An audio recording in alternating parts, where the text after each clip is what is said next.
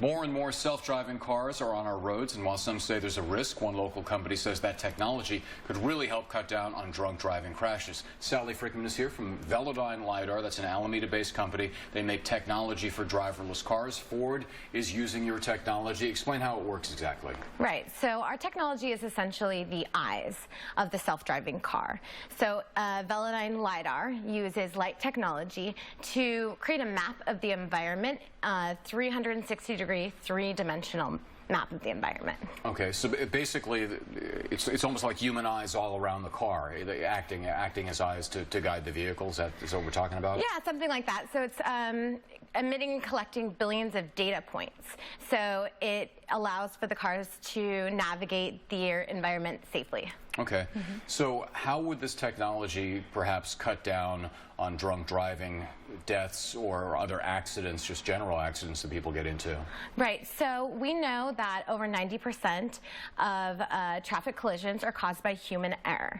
So with fully autonomous vehicles, removing the human error from the equation can essentially eliminate many. Okay. You understand, though, a lot of people have a fear of just giving up control.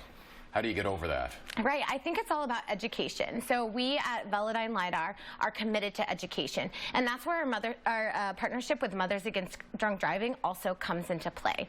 So we have partnered for an educational campaign so the public can understand how autonomous vehicles work and how autonomous vehicles can prevent and potentially eliminate impaired driving. So is the group Mothers Against Drunk Driving, are they kind of teaming up with you? They're totally in support of the notion of driverless vehicles? Correct. Mothers Against Drunk Driving is completely in support of the notion of driverless vehicles because of the startling statistics where, every day 29 people are killed by drunk driving fatalities. So they see this as a solution. Okay. We've seen a few cases where sometimes the cars malfunction, and you can also have accidents with the driverless vehicles, and some feel like, well, it's still unproven technology, maybe a little bit too dangerous.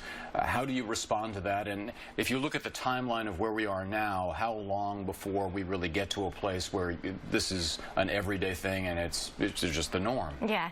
So there are fully autonomous vehicles being tested currently on the roadways right now, and there have been incidences with vehicles that are not fully autonomous. So it is really important to know that some vehicles are which vehicles are fully autonomous and which vehicles have advanced safety features. So we do see, hopefully, in the near future, fully autonomous vehicles being rolled out to advance safety on the roadways. And Velodyne LiDAR and Mothers Against Drunk Driving have partnered in order to educate the public, so the public does feel comfortable starting to get in these cars so that we can advance roadway safety. Well, there's no question. We have some vehicles right around the building that are being tested all the time, so we see them regularly. 5 years, 10 years, shorter than that? Well, and we don't know exactly. We think the future's bright. I mean, genuinely, the hope is within, the next 10 years, we can start to see this and advance roadway safety. All right. Sally Frykman from Velodyne LiDAR. Thanks so much for coming in. Thank you for having me. All right. Okay.